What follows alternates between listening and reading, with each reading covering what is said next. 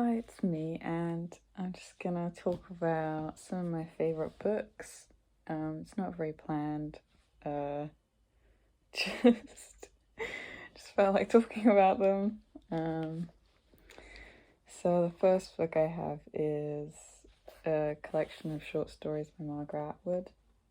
She's my favorite author. So almost everything read by her I love, but I think this was the last thing I read by her and finished, and it's one of her first publicized works. I think it's from like 76 or something. And I didn't know what to expect with it because I hadn't read much of her early work before, but pretty much her writing style from the 70s all the way up until now is still amazing and at the same level of quality, so it was amazing. I mean, every story completely took my breath away. It's so poignant, and she really she knows perfectly well how to articulate like human struggle in a very empathetic way, which resonates with me greatly. Every story is quite melancholic and just kind of like talks about different struggles different individuals can have, which, is really important. The next book I have is Perfume by Patrick Süskind. I mean, that's not probably how you pronounce his name, but I don't know. I read this. This is one of the first books I read that got me back into reading when I was a young teenager. So it's very important to me. When I read it, I thought it was a lot older than it actually is. Because it reads like it's a 19th century work, but it's really not.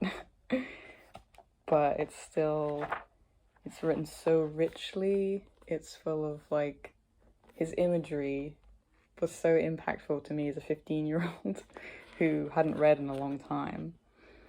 And, it's rich enough without being like incomprehensible. And the way that he writes about disgusting settings and people and murder in like such a beautiful, decadent way is just amazing. So I think everyone should read this. The next book I have is another short story collection by DeLillo. The only other book I've read of his is White Noise, and that is one of my all-time favorite books, like ever. This, I had no idea what to expect, because I know some of his works really don't sound like anything I'd want to read, but this, when I read the back, it seemed like, about the similar themes that White Noise is, in terms of like just commenting on the absurdity of certain elements of human life, especially in a contemporary sense, where you just kind of go along doing things without there being a very clear reason for it, and just coasting along and going to work and having children. And then there's an airborne toxic event which kind of shatters everything and it gets quite insane, but this obviously is not White Noise. So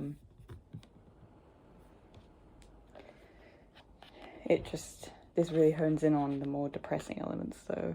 Like, it's less comical and more haunting, and I read this in a not very good period of time, and it really stood out to me and made me feel like I was being heard in some strange way. I think the story that starts me most is the eponymous story about a nun who is struggling not to give up on everything with everything she witnesses. She's based in Brooklyn, and there's a story of a 12-year-old girl that she wants to help out, but the girl is quite elusive and she doesn't know how. And then they find her corpse, and it's just really grim, but it's amazing. Like one of the first stories in here, I think the second one, about a boy who gets kidnapped, I read it like 3 times consecutively because it was that good. Another book I have here is Thérèse Raquin by Émile Zola. I really like Émile Zola. I think he's underrated at this point in time.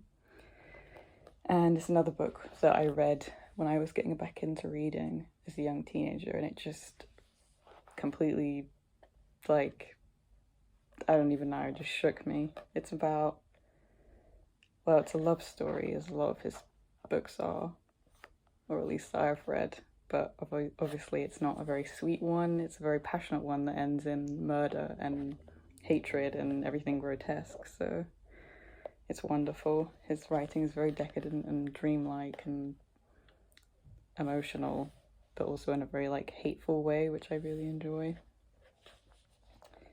And then lastly, I have His Mouth Will Taste of Wormwood by Poppy Zedbright.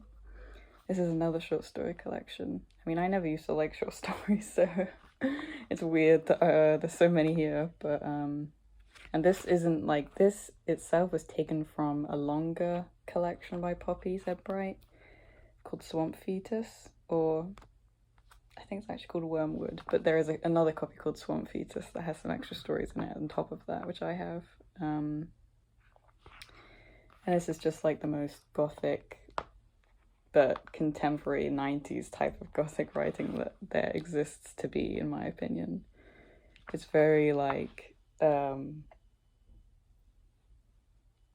it really revels in its own, like, gruesome spookiness, which I find really fun. I mean, a lot of it reads like a teenager's, like, diary entries, but it's in a way that feels like completely taken from dreams and nightmares, and I absolutely adore it. So yeah, it's great. It makes me want to go to New Orleans.